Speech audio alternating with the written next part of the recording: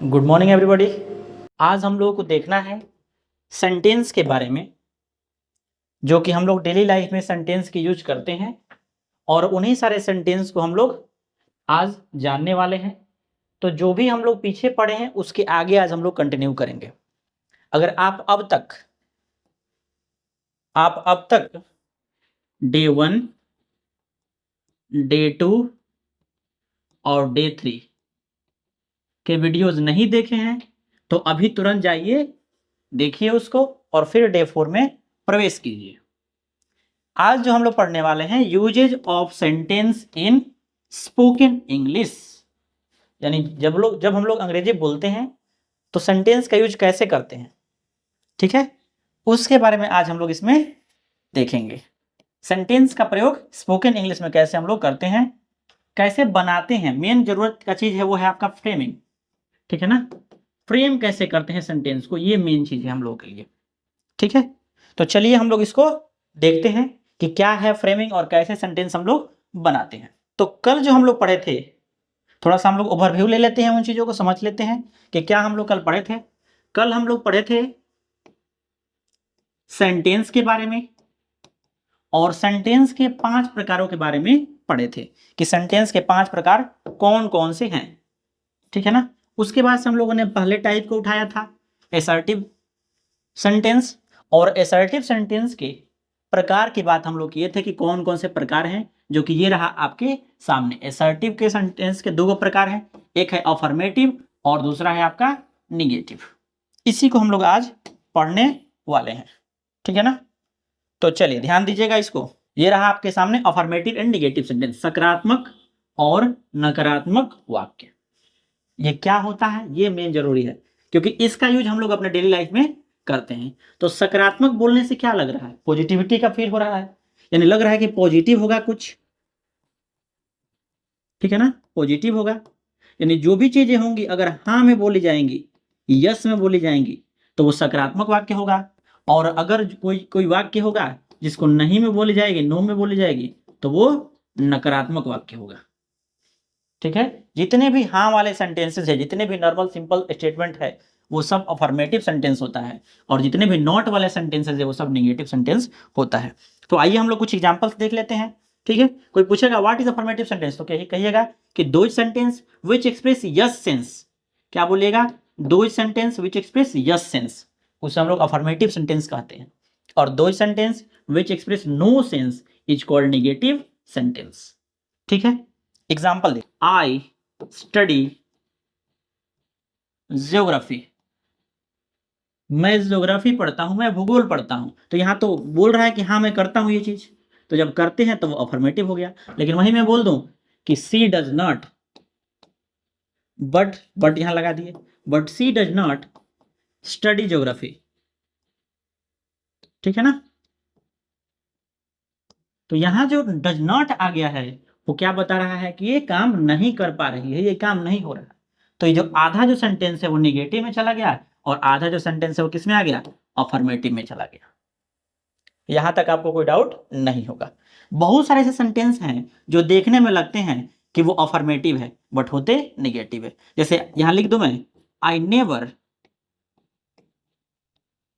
Study science, ठीक है ना, आई नेवर स्टडी साइंस। अब इसमें कहीं नॉट नहीं लगा है, तो जो बच्चा नहीं जानता होगा इसके बारे में बढ़िया से, तो वो कह देगा कि ये सेंटेंस क्या है, अफर्मेटिव है, जो कि नहीं है। ये सेंटेंस क्या है, निगेटिव। कहां से, तो यहाँ नेवर लगा हुआ है, और नेवर को देख करके हम लोग कह सकते हैं कि सेंटेंस जो है वो क्या है, निगेटिव सेंटेंस है। नेवर मतलब होता है कभी नहीं, ठीक है ना, तो कभी नहीं। तो ये देखते हुए हम लोग कह सकते हैं कि जो सेंटेंस है वो किसमें है, अफर्मेटिव नहीं है, ये क्या है, निगेटिव सेंटेंस है, ठीक है। यहां तक आपको आइडिया लग गया सेंटेंस का। अब आगे बढ़ते हैं हम लोग। अगला जो सेंटेंस है टाइप नंबर 3, सेंटेंस का टाइप नंबर 3 हमारे पास है, तीसरा सेंटेंस है, इसका नाम है इंट्रोगेटिव सेंटेंस। अब ये है प्रश्नवाचक वाक्य। क्या हम लोग बोलेंगे कि वैसा वाक्य, ठीक है ना, those sentence which is use to ask question, ask question, ठीक है ना, आस्क क्वेश्चन। जो सेंटेंस प्रश्न पूछने का काम करेगा वो हो जाएगा आपका इंट्रोगेटिव सेंटेंस। जैसे मैं पूछूं व्हाट इज योर नेम, आपका नाम क्या है, ठीक है, तो जब मैंने आपका नाम पूछा तो ये क्या है, क्वेश्चन पूछ रहे हैं आपसे, प्रश्न पूछ रहे हैं, और इसलिए ये वाक्य क्या है, प्रश्नवाचक वाक्य है। ठीक है, अब ये प्रश्नवाचक वाक्य दो तरह का है, आर यू मैड, क्या आप पागल हैं, आर यू मैड, ठीक है, और दूसरा टाइप का सेंटेंस ये हो गया व्हाट इज ही डूइंग, वो क्या कर रहा है। दोनों क्वेश्चन हैं, वो डिफरेंट इज, यहां पे आप देख पा रहे हैं कि इज आर एम से सेंटेंस शुरू हो रहा है, और यहां पे आप देख पा रहे हैं कि व्हाट से सेंटेंस शुरू हो रहा है, ठीक है ना, उसके बाद इज आर एम आ रहा है, और विशेष बात क्या है कि दोनों में क्वेश्चन मार्क आपको दिखेगा, ठीक है ना। तो दो तरह के यहाँ पे क्वेश्चन देखने को मिल रहे हैं, इंट्रोगेटिव सेंटेंस देखने को मिल रहे हैं। तो इस सिचुएशन में आप क्या समझिएगा इसको, कि एक जो क्वेश्चन आ रहा है इसको हम लोग कहेंगे यस नो क्वेश्चन। क्यों कहेंगे, ये रीजन समझिएगा, बिना रीजन जाने आगे आपको बढ़ना नहीं है, ठीक है। तीन चीजें आपको जानना है, व्हाट इज क्या है, कोई भी टॉपिक, ठीक है, और वाई क्यों है, ठीक है ना, क्या है और क्यों है, ये दो बातें आपको जाननी है, ठीक है ना। अब इन दो चीजों को अगर आप जान लिए, रिसर्च किए इसके बारे में, तो फिर आप उस टॉपिक के बारे में या उस चीज के बारे में बेहतर पकड़ बना लेंगे। तो इसलिए दो चीजों को जानना यहाँ पे जरूरी है। क्या है, तो मैंने बता दिया आपको कि वैसा वाक्य जिसका प्रयोग प्रश्न पूछने के लिए किया जाएगा, those sentence which is to ask question is called interrogative sentence. और ये क्यों है, तो क्योंकि क्वेश्चन हमको पूछना है, क्योंकि रीजन जानना है, ठीक है ना, क्योंकि बहुत सारे रीजन्स होते हैं इसमें, तो वो आपको आगे मिलेगा जानने को। तो ये यस नो क्वेश्चन क्यों है, और यहाँ पे ये WH क्वेश्चन कहा जाता है, इसको क्या कहा जाता है, WH क्वेश्चन। तो ये WH क्वेश्चन ये क्यों है, ठीक है ना, ये दो चीजें हम लोग को समझना है। अब आगे बढ़ते हैं हम आपको बताते हैं कि क्यों है ऐसा। तो यस नो क्वेश्चन की अगर हम बात करें तो इसमें आपका सेंटेंस जो स्टार्ट होता है वो हेल्पिंग वर्ब से होता है। किससे होता है, हेल्पिंग वर्ब। कितने होते हैं, 24। कौन कौन है, तो इज है, आर है, एम है, was, were, has, have, had, do, does, did, shall, will, can, could, may, might, need, must, ought to, used to. Total 24 है ये, ठीक है ना। टोटल कितने हैं, टोटल 24 हैं, ठीक है ना। और जब 24 आप देखेंगे, ठीक है, तो वो जितने 24 वर्ब्स हैं वो सब किस में प्रयोग किए जाते हैं, तो यस नो क्वेश्चन में प्रयोग किए जाते हैं, ठीक है ना। और उन्हीं से शुरू होती है सेंटेंस, यस नो क्वेश्चन जो है वो किससे शुरू होती है, हेल्पिंग वर्ब से। तो ये बात आपको याद रखना है, ठीक है ना। आगे बात समझ में, जैसे आर यू अ स्टूडेंट, क्या आप एक छात्र हो, तो यहां देखिए आर लगा हुआ है शुरू में। इज ही अ बॉय, क्या वो लड़का है, लगा हुआ है। वेयर दे गोइंग, क्या वे लोग जा रहे हैं, देखिए यहाँ पे वेयर लगा है, ठीक है। तो ये क्या हो गया, ये जो सेंटेंस आप देख पा रहे हैं इन सब में क्या आ रहा है, is are am was were शुरू में आ रहा है, तो ये यस नो क्वेश्चन है, ठीक है। अब आ जाते हैं हम लोग WH क्वेश्चन की बात कर लेते हैं। WH क्वेश्चन में क्या होता है ये आप समझिए, यहाँ पे बता देते हैं आपको। WH क्वेश्चन, इसकी खास बात क्या है, तो WH क्वेश्चन की खास बात यह है कि इसका जो यूज होता है इसमें WH वर्ड्स आते हैं। कौन सा वर्ड्स आता है, WH वर्ड्स आते हैं। अब ये WH वर्ड्स क्या होते हैं, तो वैसे वर्ड्स, ठीक है, जो WH से शुरू हो, WH फैमिली है, what, when, where, who, why, whom, whose, which, ये बहुत सारे WH वर्ड्स होते हैं जो कि सेंटेंस में प्रयोग किए जाते हैं, ठीक है। तो जिस सेंटेंस की शुरुआत इनसे होगी और उस सेंटेंस के अंत में क्वेश्चन मार्क आपको दिखाई देगा, तो समझ लीजिए कि वो कौन सा क्वेश्चन है, WH क्वेश्चन है, ठीक है। जैसे व्हाई डू यू स्टडी, कहाँ आ गया, व्हाई डू यू स्टडी, ठीक है, यानी तुम क्यों पढ़ते हो, व्हाई डू यू स्टडी, तुम क्यों पढ़ते हो।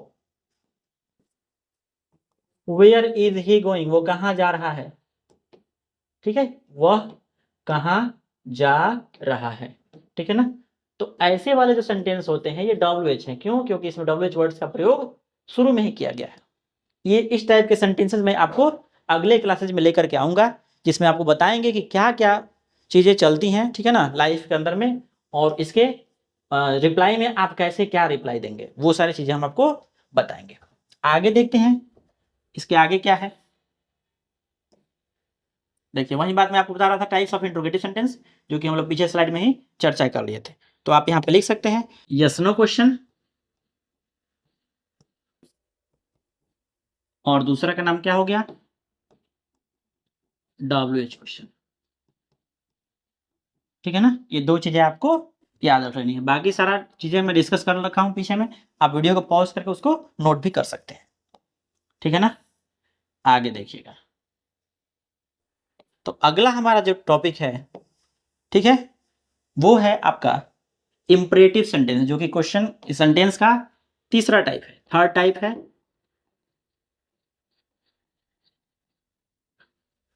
इंपरेटिव सेंटेंस, आज्ञा सूचक वाक्य। इसको आप समझिएगा कि इंपरेटिव सेंटेंस क्या होता है और इसमें हम लोग क्या समझते हैं, क्या सीखते हैं। आज्ञा सूचक वाक्य,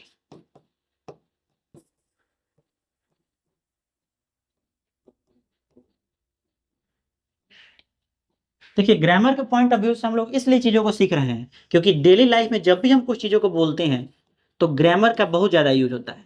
आप अगर किसी संस्थान में जाते हैं स्पोकन सीखने के लिए, तो वो सबसे पहले आपका ग्रामर चेक करेगा, ठीक है ना। अगर आप ग्रामर नहीं जानते होंगे तो आप बोल भी नहीं सकते हैं सही से। तो इसलिए ग्रामर जो है वो क्या करता है, शुद्ध शुद्ध बोलना लिखना और पढ़ना सिखाता है। तो हमारा क्या फर्ज है कि आप ग्रामर के साथ साथ स्पीकिंग, ठीक है ना, दोनों को मिक्स करके ले चला जाए। मान लीजिए ग्रामर 40% ही आपको देंगे और स्पीकिंग जो है 60%, तो ये मिल करके एक अच्छा कॉम्बिनेशन बनेगा, जिससे आप जो भी सेंटेंस बोल रहे होंगे वो प्रॉपरली सही तरीके से करेक्ट बोल पाएंगे। इस बात को आप ध्यान रखिएगा। ये नहीं कि बिना ग्रामर पढ़े कोई ऐसा ट्रिक है जो कि सीधे स्पीकिंग सिखा दे। तो किसी भी लैंग्वेज को सीखने के लिए आप मिनिमम 2 to 3 ईयर्स टाइम लगाएंगे, तो आपको लैंग्वेज जो है बेहतर तरीके से आएगी, ठीक है ना। ये नहीं कि 2 महीने में सीखें या 6 महीने में सीखें और 3 दिन में सीखें, ऐसा नहीं है, ठीक है ना। कि 3 मिनट में सीखें, ऐसा भी आपको पोस्टर पे देखने को मिल जाता होगा, 3 मिनट में अंग्रेजी बोलना सीखे, और पता नहीं क्या सिखाएगा 3 मिनट में, वो वही जानता है। तो ये फेंकने वाली बातों से दूर रहें। आपको रियलिटी से परिचित रहना है, आपको प्रोसेस, लॉन्ग प्रोसेस, छोटा मोटा रास्ता अपनाना नहीं है, लंबे रास्ते के द्वारा जाना है, और वो उस चीज़ को सीखते हुए समझते हुए चलना है, ठीक है। ये नहीं कि 2 मिनट में सीखें, 5 मिनट में सीखें और दिन दहाड़े सीखें, रातों रात सीखें, ऐसा वाला नहीं है हमारे पास ट्रिक। हमको, हमारे पास सीखना है तो आपको अगर आप बहुत कुछ जानते हैं ग्रामर के बारे में तो 6 मंथ्स आपके लिए इनफ है, और अगर आप कुछ नहीं जानते हैं तो मिनिमम 1 ईयर लगेगा, और मैक्सिमम 2 to 3 ईयर्स भी लग सकते हैं। जैसी आपकी क्वालिटीज़ हैं, हमारे बताए गए अनुसार आप मेहनत करेंगे तो, ठीक है। बाकी आप डेली वीडियोस देखते रहिएगा।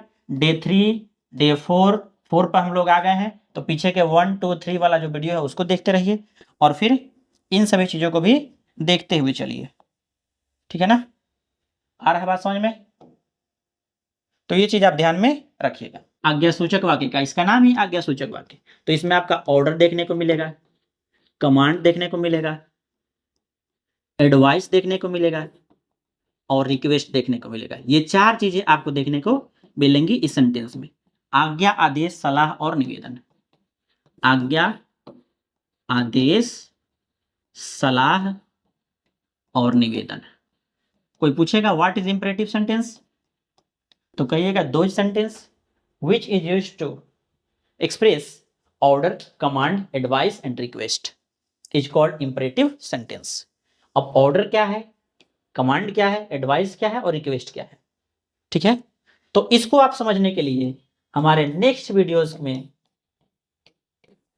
इस पे चर्चा हम लोग करेंगे, ठीक है ना। और वो और भी बेहतरीन वीडियोस होने वाला है आपके लिए। अभी जो भी हमने बताया है उसको नोट करते चलें, ठीक है ना, और रिमेंबर करते चलें, याद करते चलें। और मैंने इंट्रोडक्शन वाला वीडियो बनाया था, ठीक है ना, उस इंट्रोडक्शन वाले वीडियो को आप क्या कीजिए, देखिए, लिखिए, ठीक है, याद कीजिए और एक शॉर्ट वीडियो बनाइए उसका, और वीडियो बना करके और मेरे पास भेज दीजिए इस नंबर पे, ठीक है ना, ताकि जो भी कमियां होगी वो मैं आपको सजेस्ट कर दूंगा। दूसरा चीज, या फिर आप वीडियो में ही कमेंट कर दीजिए, ठीक है ना, कि ये समस्या आ रही है, तो उसका सॉल्यूशन मैं वहां पे दे दूंगा। जो भी दिक्कतें होंगी उसी के लिए मैं, ठीक है ना, बता रहा हूं आपको। तो ऑर्डर, कमांड, एडवाइस, रिक्वेस्ट यानी इंपरेटिव सेंटेंस के बारे में हम लोग नेक्स्ट क्लास में पढ़ेंगे। आशा है, उम्मीद है कि आपको ये चीजें समझ में आ रही होंगी, ठीक है ना। नहीं आ रही है तो जरूर बताएं, और ऐसे ही प्यार, दुलार और आशीर्वाद बनाए रखें। मिलेंगे हम लोग नेक्स्ट क्लास के अंदर में, कल के क्लास में। जय हिंद।